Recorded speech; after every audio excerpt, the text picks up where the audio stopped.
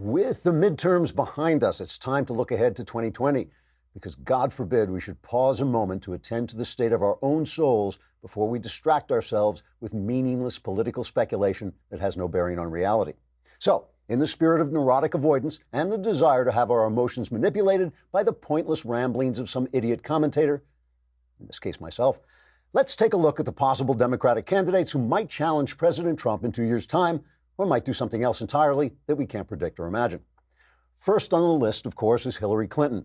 Sources close to the former Secretary of State, including the hitman who killed Vince Foster and a gigantic imaginary rabbit who only appears when she's really been knocking back the Chardonnay, say Clinton is indeed considering a third try at the White House and is currently trying to choose between two campaign slogans, either "I'm with the felon who keeps falling downstairs" or "Hillary 2020, give me the damn presidency already."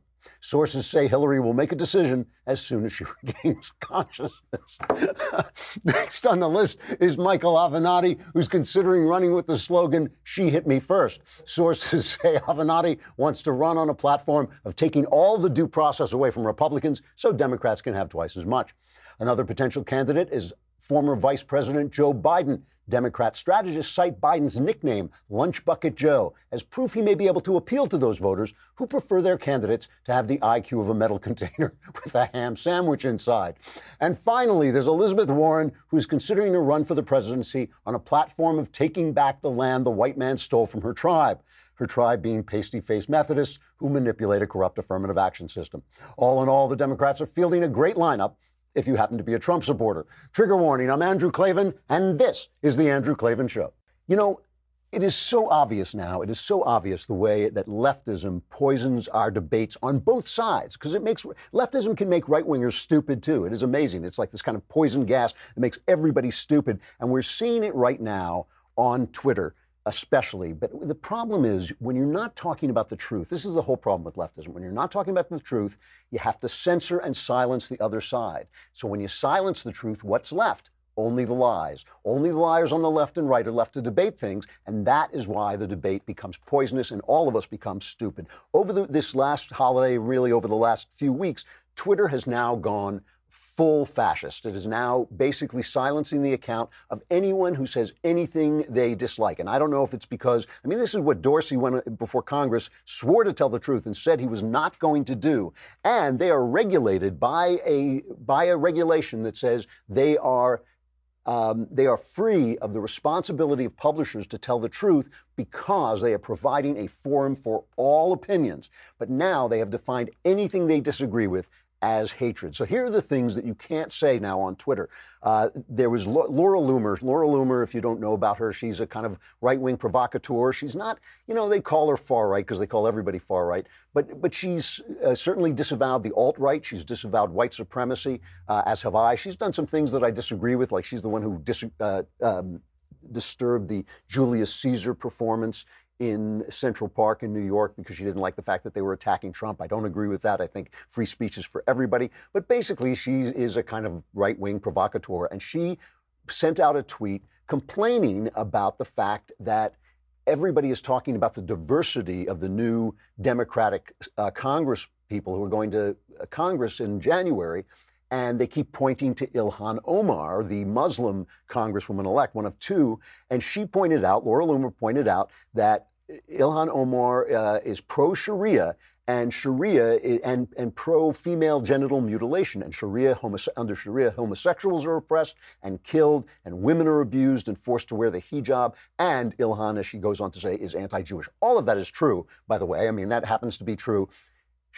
Her Twitter account was shut down, but Louis Farrakhan, who says Jews are termites on Twitter, Jews are termites, he's still up there. So now we know Sharia is okay on Twitter, Jews are termites. Who else? Meghan Murphy, a leftist, a founder of the Feminist Current website, she's been suspended for Twitter. She says she's a socialist, she's a radical feminist, but she points out that men aren't women, right? That transgenderism may be a phenomenon, but that doesn't mean that just because you feel man, I feel like a woman, doesn't mean man, you are a woman. It just means you're a man who feels like a woman, or possibly you're Shania Twain. But the thing is, Murphy was settled for that. So now we know men are women and Jews are termites. That's the world of Twitter. That is the poisonous world these guys are creating with their random censorship of things they happen to disagree with. Jesse Kelly, an Iraq war veteran, a former GOP congressional candidate. Also, he's a guy who, like, you know, he plays a part, kind of like me. He says funny things, and he twits on Twitter, or vice versa. He tweets on Twitter. He tweaks the left by saying funny things, and if you're a right winger, you think he's funny, and if you're a left winger, you don't. They just took him off. He just shut down. No reason given at all. So all of these things, we now know men are women, Sharia is great, Jews are termites on Twitter. That is what Twitter believes, because that we can tell because they're shutting down anything that they don't believe. Now, what does that do? I mean, what does it do to all of us? You know, it's interesting. A lot of people are saying that now social media should be regulated more strongly because, of course, if they're not going to adhere to the rules where they are a platform for everybody, if they're not going to adhere to those rules, then they can be sued by anybody who has been lied about on Twitter. If somebody said something about you on Twitter, you know, like that you don't like you're a fascist or something, you should now be able to sue Twitter just as you would sue a publisher if they publish things like that. The only reason Twitter cannot be sued is because they're a platform, which means they let everybody speak like the phone company. So some people are saying this. Other people are saying, hey, you know what? These sites are now collapsing. Their stocks are collapsing. People are going off them. They're looking for sites where they won't be censored. And so why don't we just let them die? If we start to regulate them, we'll give them new life. So that's another way of looking at it, too. All right, that's it for me. I got to say goodbye, but I will be back tomorrow. Welcome back from the Klavanless Thanksgiving. I'm Andrew Klavan. This is The Andrew Klavan Show. Twitter moves to ban science, and the Russians get aggressive with the Ukrainians. I'm Ben Shapiro. This is The Ben Shapiro Show. Speaking of saying the unsayable, as President Trump has been doing on immigration, we got to talk about Twitter and social media, because what Twitter and social media have been doing over the last week and a half, really, really astonishing. So over the weekend, there's a guy named Jesse Kelly. Jesse Kelly is a former Marine. He's a conservative writer and radio host. He was banned from Twitter on Sunday. He's been given no excuse by Twitter why he was banned. According to the explanation and screenshot provided by Kelly to the Daily Wire, this is a piece by Amanda Prestigiacomo, Twitter violated its own policy by not informing him of the content that apparently earned him the permanent suspension. Kelly claims the only communication he had with Twitter regarding the ban was the following message: your account was permanently suspended due to multiple or repeat violations of the Twitter rules. The account will not be restored. Please do not respond to this email, as replies and new appeals for this account will not be monitored. So they basically just killed his Twitter account. Ultimately, they just destroyed it. And the fact that Jesse Kelly was banned from Twitter, he'd been talking about this in advance for a long time, that Twitter was cracking down on conservatives. Basically, Jesse Kelly is banned for no reason. Louis Farrakhan still gets to call the Jews termites. So all of this is going really well over Twitter. It gets even worse over Twitter. Basically, I have about 1.8 million followers on Twitter, somewhere in that neighborhood. I expect to be banned any day from Twitter. Why? Because I maintain that a man is a man and a woman is a woman. Twitter has now adopted a policy. I am not kidding you. This is a massive social media network with a certain amount of immunity to lawsuit. Okay, because they are treated as they're treated as a common carrier, basically, even though they are in fact an editorial website. As I've talked about before, they're being treated like a phone line, right, as though they have no editorial discretion. They're using editorial discretion now in vast ways, and because of that, it seems to me that they should be relieved of their presumption of non-guilt when it comes to violations of copyright law, for example. As I've said before, legally speaking, the Daily Wire, we here at the Daily Wire, if we run a libelous story, we are liable for that. We are legally liable for that. You can sue us for that. That's because we are an editorial website and we make editorial judgments, and you can sue us if we run something libelous. Okay, if something libelous appears on Twitter, Twitter is not sued for that. Why? Because it's like a phone line, right? They're not discriminating based on content, except they are discriminating based on content. Listen to the insanity of this story. Twitter is now outright banning science. They are banning science outright for political purposes. This is according to Pink News, a website from the UK. Twitter has now prohibited misgendering and dead naming on its platform in an effort to curtail anti-trans abuse. The social media company has changed its rules to ban the practices and has warned that any user who deliberately targets a trans person in these ways may face permanent suspension. these offensive techniques, which involve using the wrong gender to refer to a trans person or a trans person's old name, are often used on Twitter to insult and erase trans people's identities and right to exist. This is such propagandistic nonsense. The only way to erase somebody's right to exist is to kill them, right, or to jail them. Okay, nobody's talking about doing any of this with transgender people. But if the idea is that I now have to say that Caitlyn Jenner is a woman, I'm not doing that.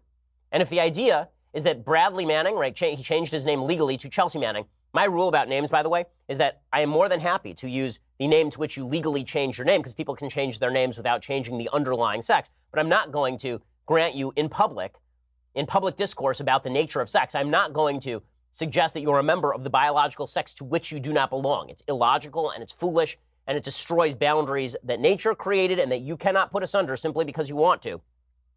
But Twitter now says that if I refer to Chelsea Manning as a man, that they could ban me. If I say Caitlyn Jenner is a man, they could ban me. And if Jesse Kelly says Caitlyn Jenner won a medal as Bruce Jenner, or that Chelsea Manning was convicted as Bradley Manning, then Jesse Kelly could be banned permanently from Twitter. This is what dead naming is. Dead naming is the idea that you are insulting someone by using the name that they were born with and that they experienced most of their life with. And so if you use their old name, so I guess if we use Cassius Clay, is that also dead naming? Because that was Muhammad Ali's name until he changed it in the middle of his boxing career. In Twitter's updated terms of service, the company now states, quote, "We prohibit targeting individuals with repeated slurs, tropes, or other content that intends to dehumanize, degrade, or reinforce negative or harmful stereotypes about a protected category." Weird, because I remember when Louis Farrakhan is still on Twitter and he called the Jews termites. That was weird. I remember when I received 7,400 anti-Semitic slurs in the course of 6 months in 2016, and the vast majority of those people were never banned. They say that this includes misgendering or dead naming of transgender individuals. This is absurd in the extreme. Absurd in the extreme. It's anti-scientific in a very real way. Men are men, women are women, and if you're going to argue to me that biological sex no longer exists, you're going to go the same way. You're going to have the same problem the Catholic Church had in the 15th century when they were trying to claim that the universe was geocentric. And you can't argue with science. Science is still science. We're going to get to more of social media crackdowns in just a second and where all of this is going, because it really is dangerous and negative. But first, let's talk about how you can feed your dog better. Dog food companies claim to use natural ingredients, but what kind of beef or carrots can actually sit in a paper bag for a year? We can't eat processed foods for every meal and be our healthiest.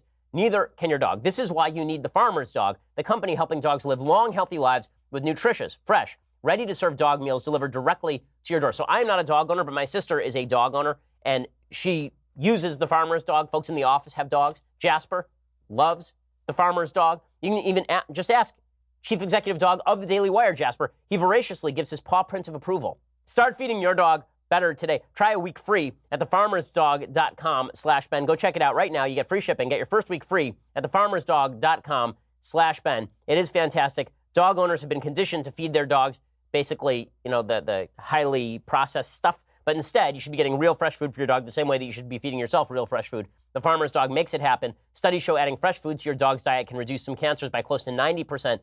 And again, start feeding right there with your first week free at thefarmersdog.com/Ben. That's thefarmersdog.com/Ben. You love your dog, so give your dog food that it wants. Thefarmersdog.com/Ben. Okay, so Twitter has decided that they are now going to ban basic science.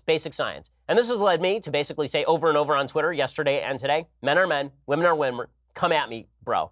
And if Twitter wants to ban me for saying that men are men and women are women, and that biological sex is a thing, and that the term gender is a made-up term by social justice warriors that has no actual social science data to back it, right? If by gender you mean. So all of transgenderism, all of the transgender civil rights movement is based on deliberate misclassifications of various terms. Okay, so if we're talking about biological sex, there's no question that human beings are sexually dimorphic. There are men and there are women. And when people say, well, there are a bunch of sexes in between, no, you're now talking about intersex disorders. Okay, those are actual disorders. But that's like saying that because a pencil that came off the assembly line was mistakenly created without an eraser, then pencils generally do not have erasers. Or if a pencil came off the line, it didn't have lead. That pencils don't have lead. The definition of a pencil is that it doesn't have lead. There's no such thing as a pencil, right? That's ridiculous. That's ridiculous. Words have meanings. Terms have meanings. Biological sex has a meaning. And to pretend otherwise is to deny science. It's so funny to hear all these people who love to talk about climate change pretend there's no such thing as a man and no such thing as a woman. And so there's biological sex. Then there's a term called gender. And this is where the left has decided that gender is basically along the spectrum of maleness and femaleness. Right? That however, there's a bunch of genders, an infinite variety of genders, in fact. The amount that you are male or the amount that you are female and carry certain characteristics. And we are all different these ways, right? Because there are some men who are more manly men and they love man crates, right? And then there are some men who are more girly men, right? And they love all the sponsors over at Pod Save America, right? There are lots of different kinds of men, right? Male, more masculine, more feminine. But the term gender has no specified number of genders that exist, right? It's basically just every individual has their own gender, which means that it's a meaningless term. If you just want to say every individual on planet Earth is a mix of characteristics, sure, agree. But if your claim is that now we have to make up a pronoun for every one of you, the pronoun is called your name. We don't actually have to do that. I'm not going to make up a pronoun, zhi, zhig, blag, flug. I'm not going to do any of that. Now, I'm going to use biological terms because biological terms are the terms that we have historically used when we are talking about humans. And using intersex to replace transgender is a complete misnomer. It's not the same thing at all. Transgender folks are claiming they can be fully genetically male and also female at the same time. Fail. This is biologically not true. Okay, so with all of that said, then folks who are on the transgender civil rights side, they say, well, okay, fine. You want to say that you don't want to use our preferred pronouns. And by the way, when it comes to individual conversation, I've been asked this repeatedly. If I were out to dinner with a transgender person, I did a breakfast recently with a transgender person. So I go out of my way to say pronouns that offend the person? No, just like I wouldn't go out of my way to offend you if we were at dinner, even if I thought what you were saying was wrong, right? There's no purpose to it. But when I'm talking public policy and how many sexes there are, I'm not going to pretend there are 93 sexes. There are not 93 sexes. And pretending this stuff does have real world consequences. In my community, in my Jewish community, there's a gym nearby. It's a gym that is sex segregated. Why? Because Orthodox Jewish women are supposed to hew by certain religious standards of modesty. So Orthodox Jewish women go to this gym. And so it's a gym that is just for women. Well, last week, apparently, there was a man who walked into that gym and said, I'm a transgender woman. And then not only did he walk into the gym and claim that he was a transgender woman, he then proceeded to disrobe in front of all the women. They have individual locker rooms, like small private spaces where he could change. But instead, this person decided that as a woman, he had every right to change in public with these religious women. Every one of those religious women is going to now drop their gym membership, and the gym can't do anything about it. Because if the gym were to say to this guy, dude, you're a biological male, you need to dress by yourself in here, even if you consider yourself a woman, then they would be sued out of existence. Okay, this stuff does have consequences. And those are these women sexist for saying they don't want to undress themselves in front of a male? Or they would prefer to go to a female locker room where they don't have to see a penis? I mean, this is absurd stuff. So there's a bunch of linguistic confusion that is deliberately purveyed by folks on the social justice left with regard to this issue, and it leads to some of the most absurd results. It leads to absurd results with actual public policy consequences. Take, for example, this article from the New York Times. I am not making this up. This is in the New York Times over the last 3 days. It is by a person named Andrea Long Chu, who is a biological male who's a transgender woman, meaning a biological male who has gender dysphoria and believes that he is, in fact, a woman in a male body. The title of this article, I'm not kidding you, My New Vagina Won't Make Me Happy, and It Shouldn't Have to. Here's what the article says. Next Thursday, I will get a vagina. Like where? Best Buy? How's that going to work? Like it's a Cyber Monday sale. Okay. The procedure will last around 6 hours, and I will be in recovery for at least 3 months. Until the day I die, my body will regard the vagina as a wound. As a result, it will require regular, painful attention to maintain. This is what I want, but there is no guarantee it will make me happier. In fact, I don't expect it to. That shouldn't disqualify me from getting it. Okay, first of all, let's note in this first paragraph, what this person is getting is not a vagina. What this person is getting is a wound. Okay, it is a wound. A vagina is not, in fact, a wound. A vagina is a bodily organ that does not attempt to heal up on its own because it is a bodily organ. Okay, I like to say that being trans, the article says, is the second worst thing that ever happened to me. The worst was being born a boy. Dysphoria is notoriously difficult to describe to those who haven't experienced it like a flavor. Its official definition, the distress some transgender feel at the incongruence between the gender they express and the gender they've been socially assigned, does little justice to the feeling. But in my experience, at least, dysphoria feels like being unable to get warm no matter how many layers you put on. It feels like hunger without appetite. It feels like getting on an airplane to fly home only to realize mid-flight that this is it. You're going to spend the rest of your life on an airplane. It feels like grieving. It feels like having nothing to grieve. This is terrible, obviously. I mean, this is really terrible, difficult stuff. And you can have sympathy for folks like this and still recognize that this person is not a biological woman, will never be a biological woman, and is not a woman, in fact, is a man. Okay, many conservatives call this crazy. No, we call this a mental illness. Okay, crazy is derogatory. Mental illness is something my grandfather had, runs in my family, right? I mean, there are people I know who are mentally ill, with whom I'm very close, who have suffered from severe mental disorders. Okay, that I know that we're trying now to basically straw man the other position on the part of the social justice left, that if you refuse to use the pronouns of choice, that you are now contributing to suffering, or that you wish to. But that's just not the case. A popular right-wing narrative holds that gender dysphoria is a clinical delusion. Hence, feeding of that delusion with hormones and surgeries constitutes a violation of medical ethics. Right? And then here's where it gets to the public policy. It says, in this view, it is not only fair to refuse trans people the care they seek, it is also kind. A therapist with a suicidal client does not draw the bath and supply the razor. Take it from my father, a pediatrician, who once remarked to me he would no sooner prescribe puberty blockers to a gender dysphoric child than he would give a distemper shot to someone who believed she was a dog. Naturally, a liberal counter-narrative exists, and it has become increasingly mainstream. Transgender people are not deluded, but they are suffering. Therefore, medical professionals have a duty to ease that suffering. The article goes on, and then here is where we reach the crux of the matter. It says, I feel demonstrably worse since I started on hormones. One reason is that absent the levees of the closet, years of repressed longing for the girlhood I never have had flooded my consciousness. I'm now a marshland of regret. Another reason is that I take estrogen, effectively delayed-release sadness, a little aquamarine pill that more or less guarantees a good weep within 6 to 8 hours. Like many of my trans friends, I've watched my dysphoria balloon since I began transition. I now feel very strongly about the length of my index fingers, enough that I will sometimes shyly unthread my hand from my girlfriends as we walk down the street. When she tells me I'm beautiful, I resent it. I've been outside. I know what beautiful looks like. Don't patronize me. I was not suicidal before hormones. Now I often am.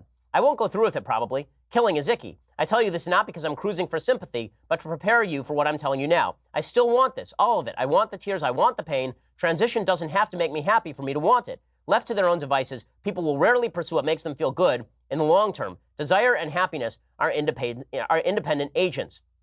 And then this person makes the case that basically the medical establishment should give you a surgery even if it is bad for you.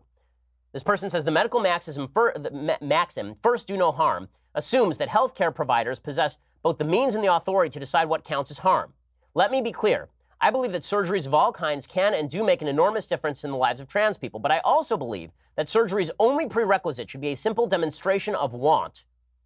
So you want a surgery? You get a surgery, and then we can force a doctor to perform the surgery, even if it's going to be bad for you, make you more suicidal, make you more likely to kill yourself, and is going to be a gaping wound in your body for the rest of your life. This stuff has consequences, but we can't openly discuss it on Twitter, lest we be banned. We can't openly discuss it. I'm going to get to more of this in just 1 second. So Twitter is cracking down on all expressions of science with regard to sex. Twitter is refusing to allow any sort of conversations about the nature of gender dysphoria, when gender surgery, sex reassignment. Sex cannot be reassigned, by the way, because it was never assigned in the first place. To be reassigned, sex would have to be assigned. It was not assigned. You were born with it. Okay? Any more than I was assigned my foot, and cutting off my foot would be reassigning my foot. Okay? That's not how this works. Just because you changed the body part that we're talking about here does not mean that you had your sex reassigned. Okay? So this whole thing is really absurd. The language of it is absurd, but Twitter is now going to enforce it. Okay? This basic censorship is un-American. It's un-American. Twitter is acting in un-American fashion by shutting down necessary public policy conversations on the basis that is offensive to someone. Okay, this is feelings over fact. And let's be real about this. If Twitter believes that it is now the job of Twitter to prevent social conversations on important public topics because some people may take it the wrong way, then Twitter is going to be banning everybody except for Jack, who apparently has all the right views, Jack Dorsey, the head of Twitter. It's not just Twitter, by the way. There's a report that got very, very little attention when it was reported in the Wall Street Journal a little bit earlier this year. It's amazing that this didn't get more attention. The Wall Street Journal reported 2 weeks ago that Facebook's Mark Zuckerberg pressured a top executive at his company to apologize for his support of President Trump in the 2016 election and then issue a letter just before the election explaining that he had switched his support to Libertarian Gary Johnson. According to reporters Kirsten Grind and Keach Hagee, Oculus founder Palmer Luckey says he was put on leave and then fired for his support for Trump. The Journal reported, quote, in the fall of 2016, as unhappiness over the donation simmered, Facebook executives, including Mr. Zuckerberg, pressured Mr. Luckey to publicly voice support for Libertarian candidate Gary Johnson, despite Mr. Luckey's years-long support of Mr. Trump, according to people familiar with the conversations and internal emails viewed by the Wall Street Journal. Luckey ended up negotiating a $100 million settlement, an acceleration of stock awards and bonuses he would have received thanks to his sale of Oculus VR to Facebook in 2014. Facebook denied he was fired for his political views, but Luckey was a supporter of President Trump for years, going back to 2011 when he urged Trump to run for president by mail.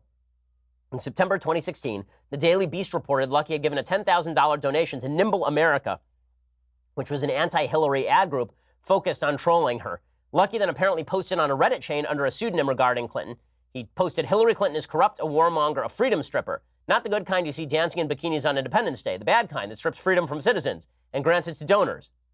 Facebook employees complained about Luckey, with engineering director Srivinas Narayanan writing, quote, "Multiple women have literally teared up in front of me in the last few days. Some developers said they wouldn't work with Luckey. Luckey denied he'd posted about Clinton under a pseudonym. He added he was a libertarian who voted for Gary Johnson. Here is what the Journal report said. I need to tell you that Zuckerberg himself drafted this, and details are critical," said Facebook Deputy General Counsel Paul Grewal. He wrote to a lawyer for Luckey in a September 2016 email attaching an early draft of the statement.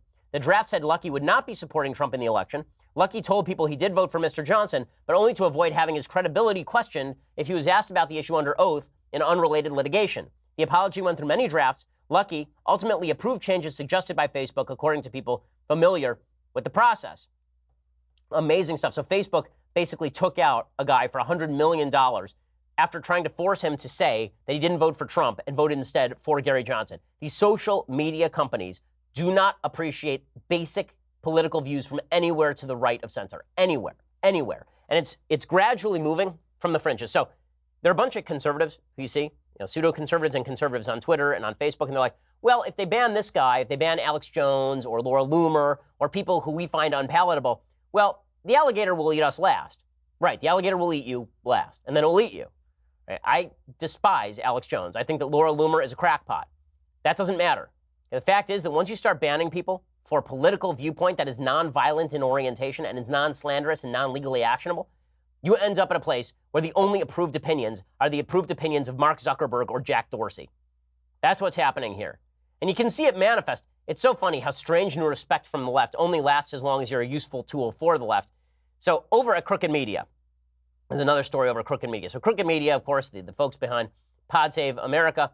And, these seem like nice dudes. I haven't really had a lot of dealings with them. There's John Favreau, John Lovett, and Tommy Vietor. They announced that they had dumped a guy named Tim Miller. Tim Miller is a never-Trump Republican. He'd been hired by Crooked Media as their token Republican, but then they fired him. Why did they fire him? Because it turns out that Tim Miller had been working with a group called Definers Public Affairs, and that group had been working with Facebook to reveal the fact that George Soros was pushing a lot of propaganda against Facebook.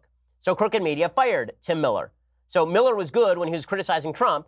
He was good when he kept criticizing Trump continuously, but when he did things that they didn't like, then they fired him. So they put out a statement and said, we wanted to give you an update on Tim Miller. We invited Tim to contribute to Crooked because he took a public stand against Trump when most of his party capitulated. That took courage. And unlike many Republicans who declared themselves to be never-Trumpers during the campaign, he still won today. In other words, him yelling at Trump all the time, that's why we hired him. Tim is an insightful voice about what is broken in the Republican Party. He has repeatedly denounced racism and bigotry from Trump and other Republican politicians. But when we read the New York Times story about Facebook's campaign to discredit its critics, we were surprised and angry about the role that Definers Public Affairs, the firm Tim sometimes partners with, played in that effort. So Tim Miller, gone. The strange new respect the left feels for some people on the right lasts only so long as they believe that those people are tools of the left. The minute that those people suddenly become not tools of the left, then they have to be dumped on the side of the road as soon as possible. Okay, in other news, things getting very, very dangerous over in Ukraine. According to the Kiev Post, at an emergency meeting late on the night of November 25th, the military cabinet passed a resolution to impose martial law in Ukraine in the wake of an attack on and seizure of Ukrainian Navy boats by the Russian Coast Guard in the neutral waters of the Azov Sea on November 25th. President Petro Poroshenko said he would appeal to the Ukrainian parliament on November 26th to approve his declaration of martial law, which could lead to widespread compulsory military service, restrictions on media and public demonstrations, and suspension of elections, among other measures. What exactly happened? Well, the Ukrainian Navy reported that the Russian Coast Guard boats opened fire on 3 Ukrainian boats in the Azov Sea on the evening of November 25th, after Russian officials announced they had trespassed its territorial waters. The Kerch Strait, the strait connecting the Black Sea and the Azov Sea, has been closed off for all non-military vessels. In a shootout, Ukraine's small armored artillery boats sustained damage and were mobilized. The Ukrainian tugboat had been rammed by a Russian Coast Guard ship Dawn earlier in the morning. All three vessels were seized by a Russian special ops unit. This is essentially an act of war, and it looks like things could get violent. It could get violent very quickly here. Ukraine has demanded that Russia release sailors and ships as the tensions are getting worse. There's been a call for a UN Security Council resolution, which isn't going to happen, obviously, because Russia actually sits on the UN Security Council. So all of this is getting very dire, and the possibility of a new war between Ukraine and Russia is certainly on the horizon here. It's one of the reasons why it's been a mistake for the President of the United States to poo-poo NATO and suggest that NATO is no longer necessary. All that does is give all sorts of credence to the Russian aggression in the region. I said this when Obama was president. I'll say it again when Trump is president. The Russian policy has basically been push until you hit steel, right? This has been true since Stalin, that you just keep pushing until you finally hit the wall. And right now, they found no wall. And Russia has been piecemealing parts of Eastern Europe. They've grabbed obviously Crimea. They invaded Georgia during the Bush administration. And there's been no strong response from the American administration, whether it was Bush or Obama. And now it's up to President Trump to issue a stronger response saying NATO will defend Ukrainian territory if Ukrainian territory is in fact attacked. Now, do we want to be in a shooting war? No, but that's the whole reason of having deterrence. The whole reason of having deterrence is that if you keep backing off your point, if you keep backing off the line, the Russians will keep pushing to the point where you actually do reach a line that cannot be crossed. It's all fun and games appeasement until it turns out that you can no longer appease. You actually have to fight back. So for all the folks who are more isolationists in the Republican Party, understand if you don't want to go to war, you have to stand up on your hind legs and threaten to go to war sometimes. You actually do. It can't just be that you are there only to defend your vital interests, because that means that your vital interests will be attacked sooner rather than later. Everyone's going to assume that you won't even defend those, especially if you can't even define what those vital interests are in the first place. Okay, well, we will be back here tomorrow with all the latest. I'm sure there will be plenty more news because we're back in the news cycle. Hope you had a wonderful Thanksgiving Day weekend. I'm going to go home, check on my wife, make sure she's doing okay. I'll catch you later. I'm Ben Shapiro. This is The Ben Shapiro Show.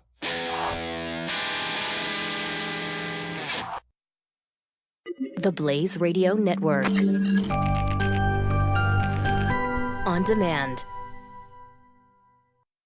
A boy was introduced into the 8th grade, and he was presented to the class as a 15-year-old boy born in Iran, had an amazing life story. You really have to hear about it.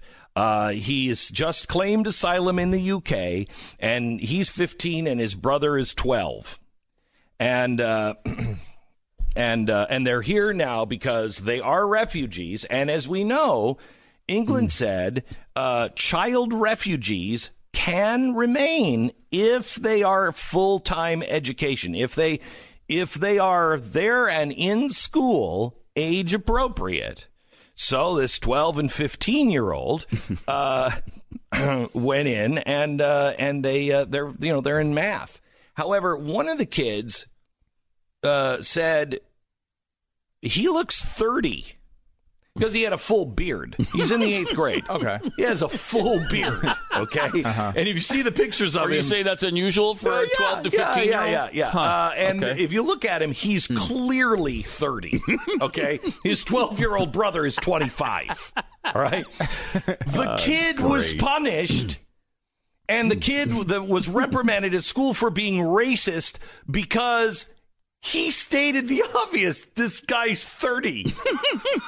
Look at him. He's 30. Oh, my goodness. The parents are beside themselves. School's not backing down. And the government is supporting. And this You've got to be kidding. No, this is what's coming. We are told to deny what we see. Wow. This is Rudyard Kipling's poem where, wishes are horses and pigs have wings. I mean, we are told what to think, what to say, and to deny all reality. It's the global warming thing. Have you seen what the global warming, what the new solution is? Yeah, the aerosol spray? into the atmosphere. We're going to dim the sun. Dim the sun. Yeah. Dim the sun. Dim the sun. And I think that was a Simpsons plot, was it not? It was. Mr. Burns. He blocked out the sun, right? But yes, so he didn't dim it. He completely blocked it out. But that was the plot. Yes, and all right, by Mr. Burns. So if I'm not mistaken, all of the money and all of the things that we've done to stop global warming, what they're saying is now if we want to stop it, we have to do more of that stuff, except in the opposite direction. Right, because they passed all these regulations on power plants to stop this exact stuff they would now want to spray into. Yeah, didn't they ban aerosols? Yeah, and now they want to spray aerosols into the atmosphere to block the sun. And remember, this is so reminiscent of the thing they never want to talk about, which is they wanted to spread black soot on the poles to melt the ice back in the 70s because they were so worried about global cooling. And by the way, that was in Time magazine. I don't remember which. Yeah, it was Newsweek. Yeah, Newsweek. Yeah. I don't remember which book it's in of mine, but it's in one of our books. It's incredible. It's arguing with idiots, I think. Yeah, or an inconvenient book, one of the two. Yeah. It is crazy. It is crazy. And we're supposed to deny it. Oh, here's another thing we're supposed to not notice. Paris riots. Oh, I love this one. Oh, this is fantastic. Okay, so the press is only talking about this climate change report. They're not talking about the climate change report. All they're talking about is how the White House dumped it on Black Friday, and they're not talking about it. So the press isn't really talking about it either. They're just talking about how Donald Trump is not talking about it. Because they're obsessed with him. Right. Obsessed. So nobody's actually talking about what the report says. But at the same time, they're showing the riots in Paris, which I love. I mean, who doesn't love a great riot? It's a beautiful place to riot. If you're going to riot, it's one of the most spectacular places. Especially the Champs-Élysées. That's a beautiful area. Yeah, it really is. Okay, I mean, it's a magical city to riot in. So why are they rioting? Well, the first thing is rising gas prices. Well, no, that's not right. It's actually because they're plummeting. The oil prices are plummeting around the world. Yeah, right now. 35% in 7 weeks. That's pretty weird and not a good thing. So first it was gas prices. Then if you read a little bit more, you'll see that it's taxes on the gas prices. Huh. Then if you read a little more, you will see that it's Macron's taxes on gas to be able to curb global warming and to pour that money into alternative energies. Jeez. And nobody in the press is talking about it. Instead, they all covered Cortez coming out and saying, we need a new deal. We need a new Green New Deal. Yeah, she wants to go 100% renewable energy to get rid of the global warming problem. Right.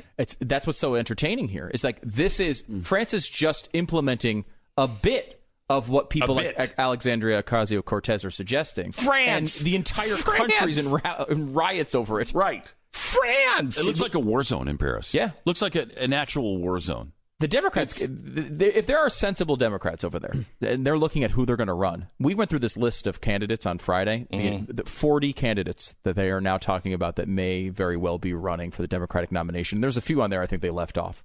And many of them are what I would just kind of classify as climate activists. People like Tom Steyer, who is spent and billions. Is almost for sure going to run. It does seem like he is going to run. Now, one of his 5 platforms, you missed this, Glenn. One of his 5 platforms was he's guaranteeing health. Now, that is a winning platform. If you can guarantee people's health, right? Not health care, he's guaranteeing health. And, that's pretty good. I got to say, there hasn't been a candidate since Jesus. It was cancer. I was going to say, I don't think Jesus he didn't guarantee that. He at least Jesus was like, I'm going to help you, but not you. Yeah. So he didn't guarantee health. He at least healed some people. He healed Steyer's going to up that program quite a bit and guarantee your health, which is interesting. But he's just a climate activist. These guys have been, there's a bunch of them looking to run that are running as climate as issue number 1. Look at how this plays out around the world. Not only does it damage your economy in the long term, but you try to implement a policy like a massive gas tax to stop global warming, your country goes into riots. This is not ask the French. This is a gift to Donald Trump. The French. They should be totally and completely familiar and excited about it, right? So they should love this. So I have a theory, and here's my theory. There are 2 Americas. They're the Americans, the Americans, and those who live in the America that the press and the politicians create, where they're just yapping and yelling at each other, and they're just speaking nonsense. And no, that's not a 30-year-old boy. What are you talking about? No, they're not climbing the border walls. That's not happening. This is not a problem. There's that, and then there's the rest who are just kind of sitting around going, look at these people. And they just haven't hit the point to where they're like, okay, guys, knock this crap off. And I don't know what it's going to take for them to rise up. I think that was what the Donald Trump movement was, is enough people standing up and saying, knock this crap off. But I don't think it's finished. Well, because they haven't knocked this crap off yet. Yeah. I mean, you go through those candidates. They are not upping. They're doubling down on this. Which I think I said would happen. You're right. And this is going to be... And a lot of them are just saying socialism's the way to go. I mean, there are several candidates who are just avowed socialists. And so they're taking off the mask and just running as such. Real quick, did you hear the interview I did with, what's his name? Is it Bob Spitz, who wrote a new book called Reagan? It was a fascinating interview. I was listening to it on the way to the airport, and I had it playing on in the car, and my kids were in the car. And they actually asked, we got out to get some food, blah, blah, blah. We come back in the car, and they ask, can we listen to more of that? It's a fascinating interview with a guy who started out not liking Ronald Reagan at all. Yeah, he didn't write it with the idea that it was going to be a positive book, right? Well, no, he was trying to find the real Reagan. Yeah. And he had no appreciation for him at all. In fact, didn't like him. And was he neutral kind of going into it, or was he anti? He personally was anti, but he was just looking for the truth, because he was like, half the country loves this guy. So who is he? And it's a fascinating look. If you read the book, it looks like it was written by a fan. The guy ends up really liking him and saying, the stories that he's telling and the insight on Reagan is so great. It was a podcast on Saturday. Wherever you get your podcast, just look for the Glenn Beck podcast. It's Saturday's episode on Reagan, and it is really great. And by the way, if you're there, somebody loves Reagan. The book is called Reagan by Bob Spitz. I keep thinking Mark Spitz, but it's Bob Spitz. It might have been cool if Mark Spitz had helped. Mark Spitz would have been cool. Would have written that book. Yeah, that'd be cool. That would be cool. Yeah. Okay, Pat Gray from Pat Gray Unleashed. Thank you so much for joining us, sir. Glenn Beck. So does history really repeat itself? Well, if this concept is true, then we might be in for some seriously dark days. In 1918, the world celebrated the end of World War I. That was the war to end all wars, but it didn't end. In fact, it caused another great war. Kinetic war with Germany merely paused, giving way to a devastating economic war that effectively galvanized the Germans into something much, much more frightening. This year is the 80th anniversary of the Munich Agreement, when the Western world appeased a monster, giving Hitler a collective pass for annexing the Sudetenland. Now, this was in Czechoslovakia. If you remember, how did he annex it? What did he say to the world? He said, well, there's a lot of Germans that live there. This is really German land anyway, and all these Germans that live there, they want to be a part of Germany. And it's just a small sliver of land. And so people said, let him have it. But appeasement only encouraged the storm to come. The Great War to end all wars never ended in 1918. It raged from 1914 to 1945. But consider this. Did the true Cold War ever end? The West declared victory in 1991. But I can't help but see the parallels between 1991 and 1918. Like Germany in 1918, Russia dealt with a we were dealt a very similar blow to Russia. NATO expanded, pushed into the Balkans against Moscow's wishes. The Iron Curtain came down.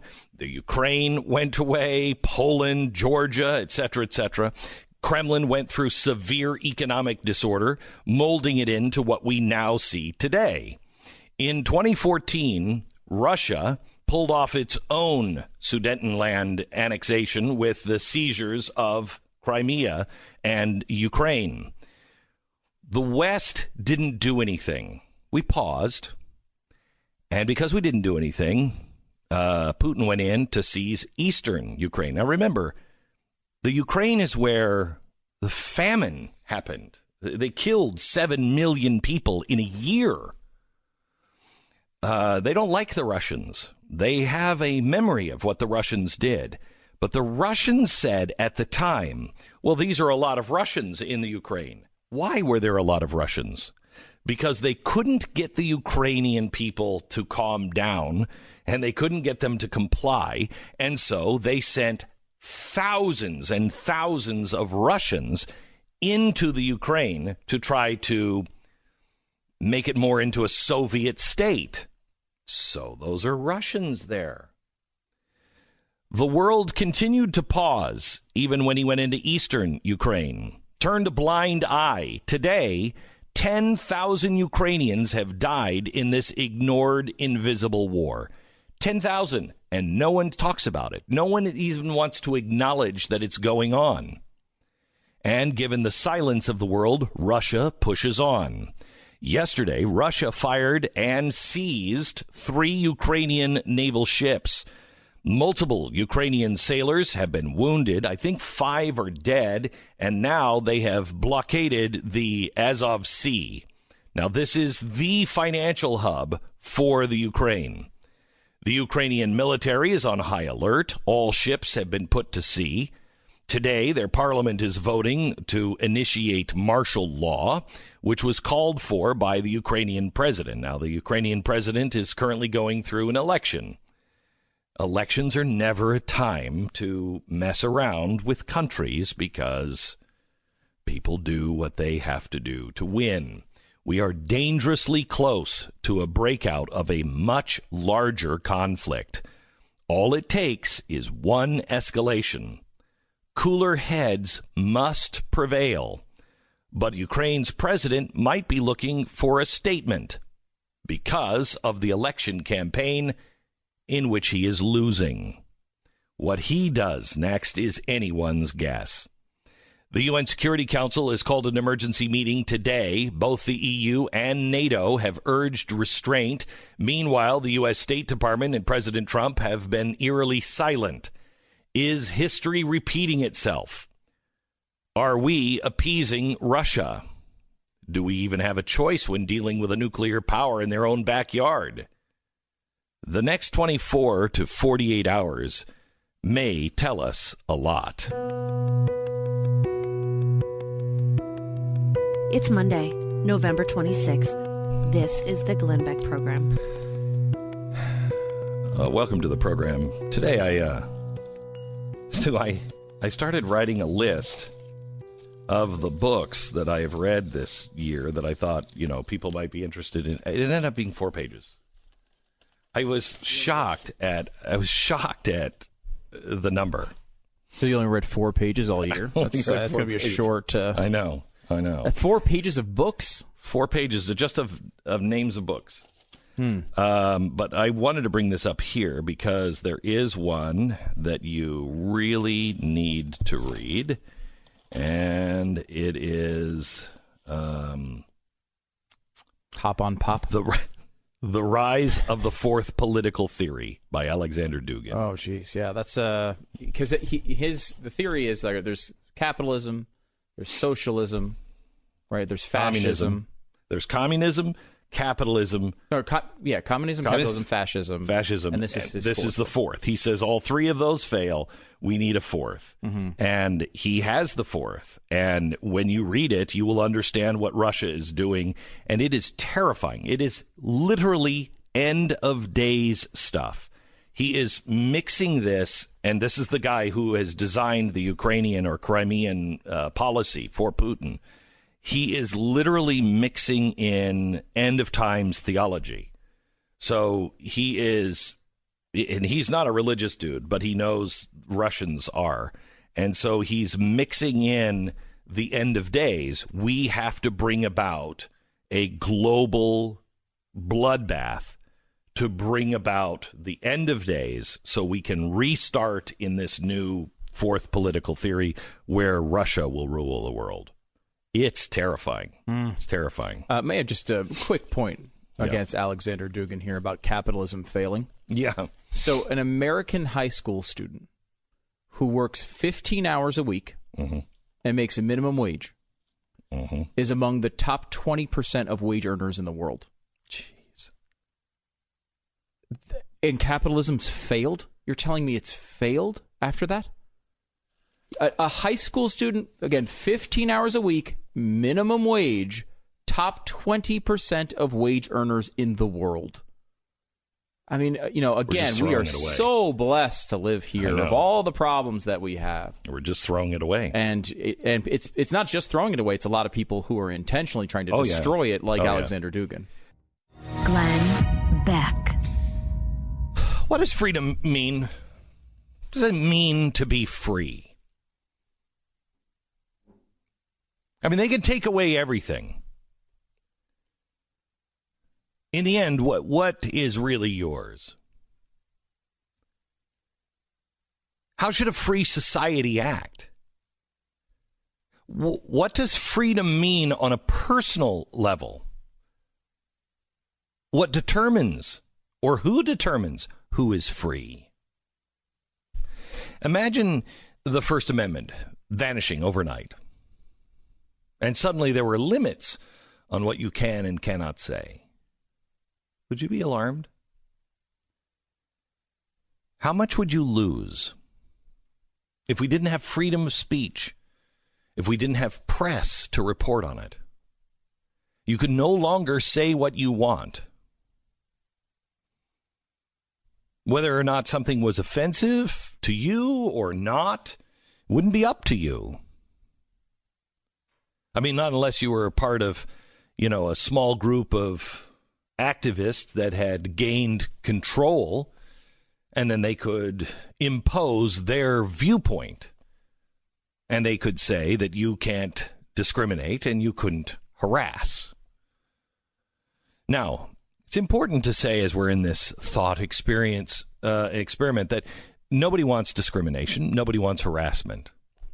But activists are now having a good time coming up with a definition of what those words mean. By their standards, discrimination and harassment have less to do with insulting or abusive language and more to do with the general public's proper use of a transgendered or LGBTQ, I think it's I, person's self-identified gender pronouns and expressions. Now, this just happened. Canadian Bill C-16.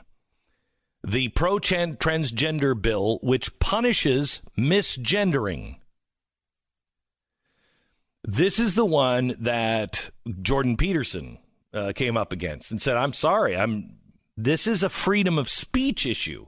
Now you're into thought crimes because now you're forcing me to say things that I may not believe.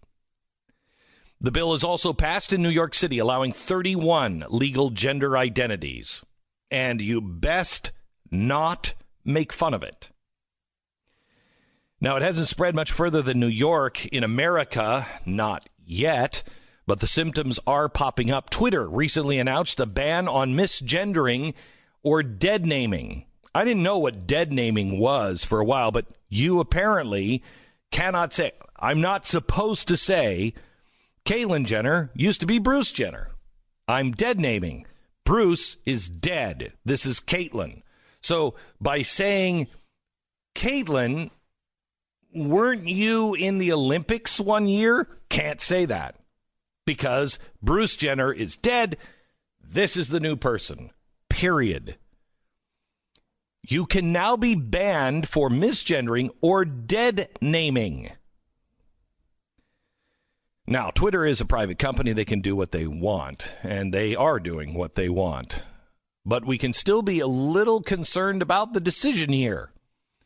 It's a little shocking that science is being discarded in the name of progress. The new rule says, quote, we prohibit targeting individuals with repeated slurs, tropes, or other content intend to dehumanize, degrade, or reinforce negative or harmful stereotypes about a protected category.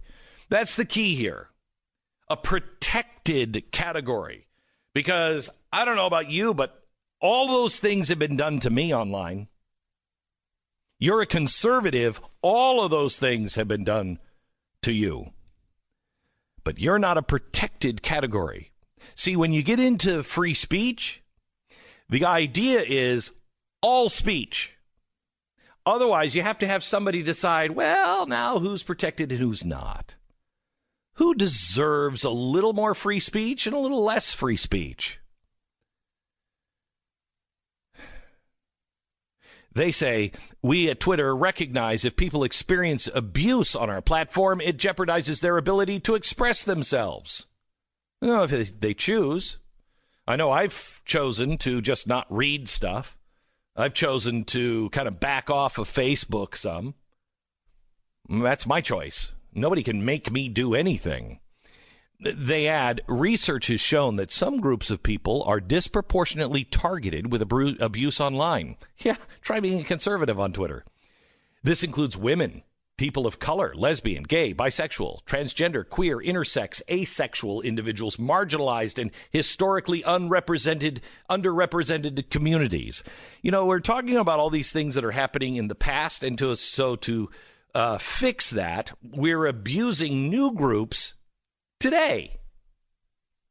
So the groups that you're now abusing, someday you're going to have a policy and say that's a protected class now because they've been underrepresented and they've been abused, and that's got to stop.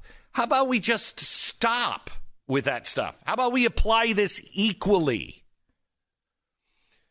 For those who identify with multiple unrepresented groups, abuse may be more common. Intersectionality. How many times are you intersected by the man's oppression? It's unclear what data or evidence Twitter used to determine this information, but we can say for sure that the transgender population comprises about 0.6% of the U.S. population. So why is transgender rights constantly a topic in a world that is on fire? What happens when the underrepresented are actually overrepresented? Because that's what's happening here. Is so much so that it's infringing on everyone else's freedom. It's Monday, November 26th. This is the Glenn Beck Program. So there's some new patents that have just been issued to Google that is really, it's quite interesting. Patents tell us Google is developing smart home products that are capable of eavesdropping on us throughout our home in order to learn more about us and better target us with advertising. It goes much further than the current Google Home speaker that is promoted to answer our questions and provide useful information. And the Google-owned Nest thermostat that measures environmental conditions in our home. It now comes with a microphone. Oh, good. You don't have to walk over there and turn the little dial thing. That's exactly right. Or go on your phone, which you could also do. Now, what the patents describe are sensors and cameras mounted in every room to follow us and analyze what we're doing throughout our home. They describe in these patents how the cameras can even recognize the images on a person's T-shirt. And if it's a movie star or a singer, it will alert the person, hey, by the way, did you know that person is in a new movie? Oh, by the way, you want tickets to their concert? It also connects to the person's browsing history. One patent reads, according to embodiments of this disclosure, a smart home environment may provide with smart device environment policies that use smart devices to monitor activities within the smart device environment, then report on these activities and provide smart device control based on these activities. So they're monitoring us and reporting back on what we're doing. Sounds great. And it will be in your home soon. So that's exciting. We've had Charlie Warzel on before. He's a reporter for BuzzFeed that talks about, he's a technology reporter. Yeah. And he was talking about the new Facebook thing that they've just released, which is basically like a screen with a camera that you're kind of just like, it's kind of like an Alexa with a camera and a screen almost. Mm-hmm. And he called it an in-home panopticon, which if you've ever been to Eastern State Penitentiary in Philly, you know this, but it's like, it was an old style. I didn't know that's where that was. That's where that one is, at least. Oh, I mean, wow. But they did, it's a fascinating place to go watch because it was an old style design of a prison. It was actually deemed cruel and unusual punishment. Mm-hmm. So they had to stop using it. But the idea was, everything you do all the time is always seen. So all of the cells were made like in a what is this, the Apple the new Apple building that's a circle? Oh yeah. Okay, so it's a giant circle. The prison is a giant circle, and all of the cells are facing the center of that circle. Mm-hmm. The guard stands in the center of that circle on every floor, and so they can watch everybody at all times. And so it was great for the prison. It was deemed cruel and unusual punishment because you had no privacy. So for somebody to say, "Oh, Facebook's just released a panopticon," is cruel and unusual punishment. It was not meant as a compliment. Yeah, but it's true. We don't even.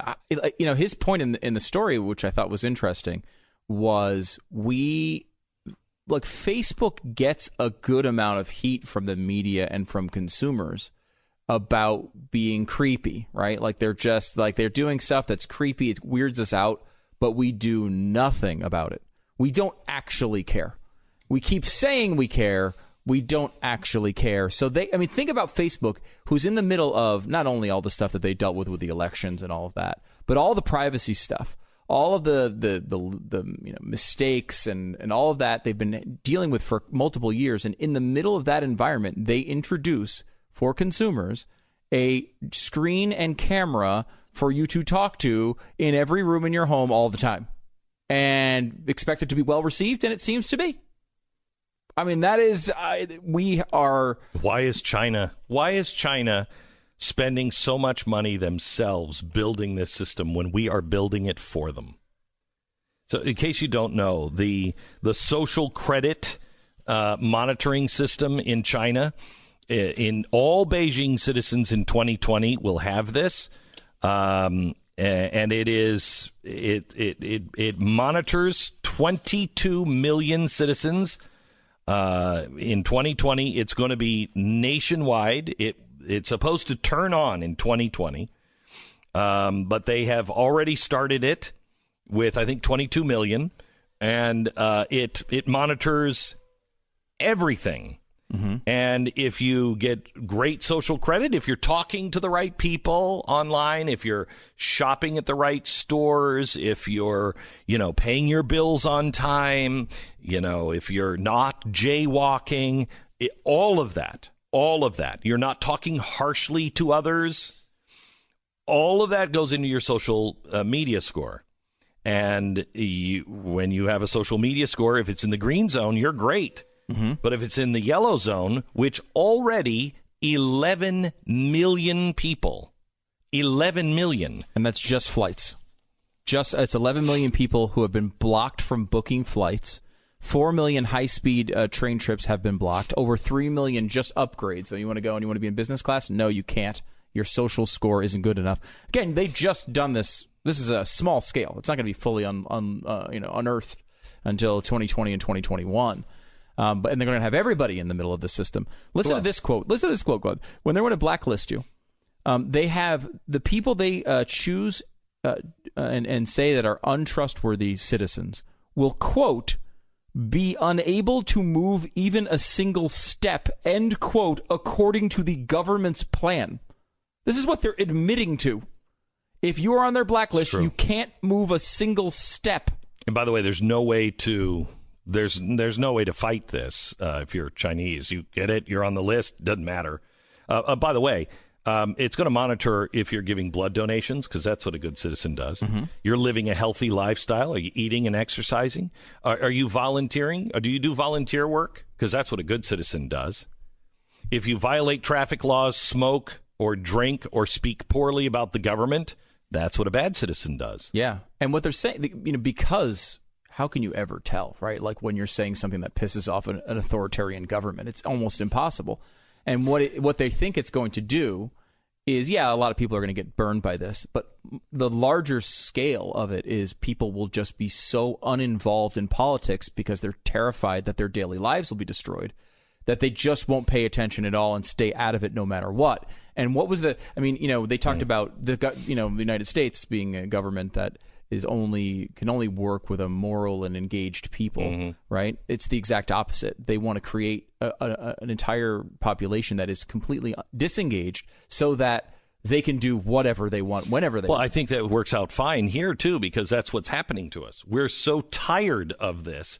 We'd gladly give up a bit of our freedom for somebody just to take this and handle it so we don't have to worry about it anymon That's what they're creating. Yeah. That's what they're creating, and we have a thirst for it. Oh yeah, look at the Cyber Monday specials today. You'll see right at the top of the list. You can get an Amazon Echo for $24 now. $24. Oh, the Echo Dot, yeah. Yeah, I mean, by the way, that's a pretty good price. Don't put it in your house. You go Amazon, roll the dice. Google, do not put it in your house. Don't get an Android. Don't put Google in your house. Do not. Put Google in your house. Android is the most popular. Don't do it. I mean, I just don't know how you live life without that anymore. I honestly don't know how you get around. I use Google. I use the Google search, which is enough. Not Chrome. I don't use any other Google product that I know of. A Google search, you're right, is enough. Google search is enough, but it's not putting it in my home. Do not allow Google Nest to be put into your home. Well, I have to change the temperature in my upstairs. I know, it's so hard to do, isn't it? Well, we're willing to sacrifice. Phone. You're willing to sacrifice reporting on how you have your temperature gauge set and a microphone in that thing. You're willing to just give away that right because I don't want to walk upstairs and turn that down. It's so far. I mean, several steps to get there.